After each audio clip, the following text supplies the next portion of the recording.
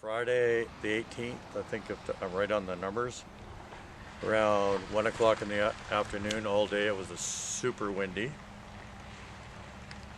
And I had Pat from Alberta helping me because we were lack of labor. And even with the weight of the bags that we had filled, the wind was so strong, it was actually blowing them past the building. And we were at the back end here. This is the back end of our building. And about 1 o'clock, a guy came in with some bottles and he said, "Have you seen the fire?" And I'm thinking, yeah, I've seen the fire down the road. And he said, "No, look outside." And up on the hillside behind me, there's a mountain. That whole mountain was on fire. So I live way over there in a housing subdivision. And so we locked up the door of the bottle depot and headed over there. My wife was ready, grabbing the cats. We took 2 vehicles and left everything behind and drove about 2 o'clock over the Scotch Creek Bridge. And there was fire personnel all around there. They were also sprinkling the bridge to keep it wet. And right on the other side also where the forest starts, within, I talk feet here, 10, 20 feet, the trees were on fire. And so we had to drive through the fire, and we ended up driving all the way to Salmon Arm.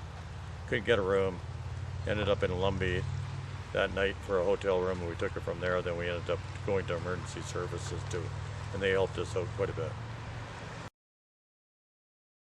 Well, okay, then we came back here, I think it's probably almost a week and a half ago, when they opened up, they let people over the overpass, and this was all burnt down to a crisp, as you can tell, and it was a shock.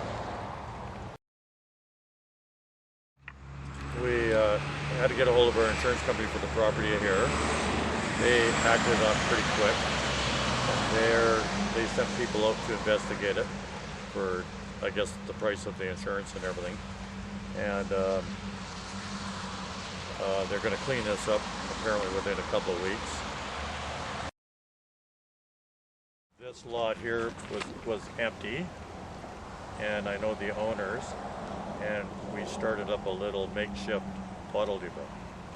And all the community has chipped in donations, help, and that's what we're doing right now.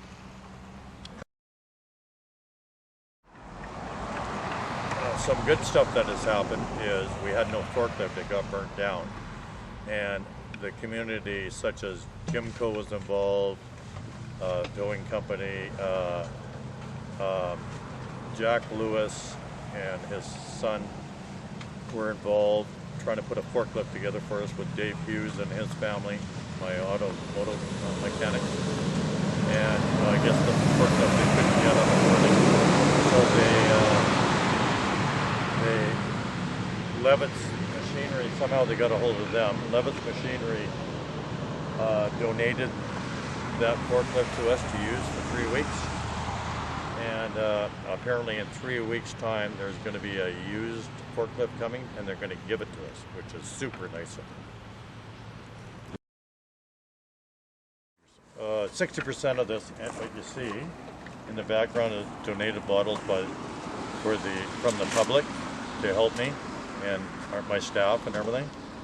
And then I've got my staff working over there under a makeshift tent to sort some of the bottles because it was raining today. And the bottles in the background are companies I deal with. We eventually get to because we're short-staffed.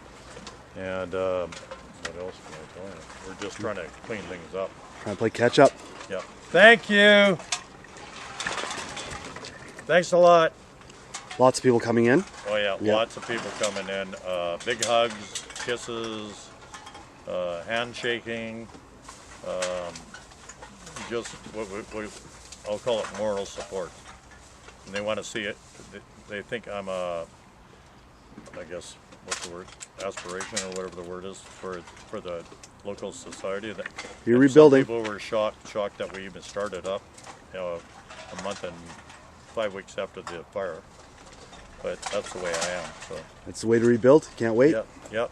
And the insurance company's hopefully going to clean up the area there, and they're already talking about building and all that stuff. And we're probably going to put down 2 metal containers temporarily and put a roof over it so there's people that can sort through the winter.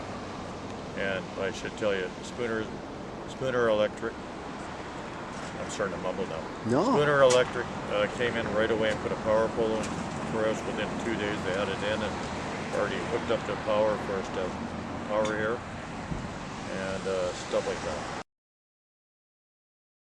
Jack and Frank Lewis from their little garage in Celesta.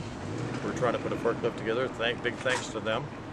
And I already said Dave Hughes, Jimco Towing, and whoever were involved getting us a forklift and this place up and running. And I don't know, we just keep getting moral support all the time. And rightly so. Yeah, and I phoned Levitt, and I don't even know how to thank them. They said, don't worry about it, you do enough for the community. I'm not bragging, or I just don't see me doing it, but I guess I do.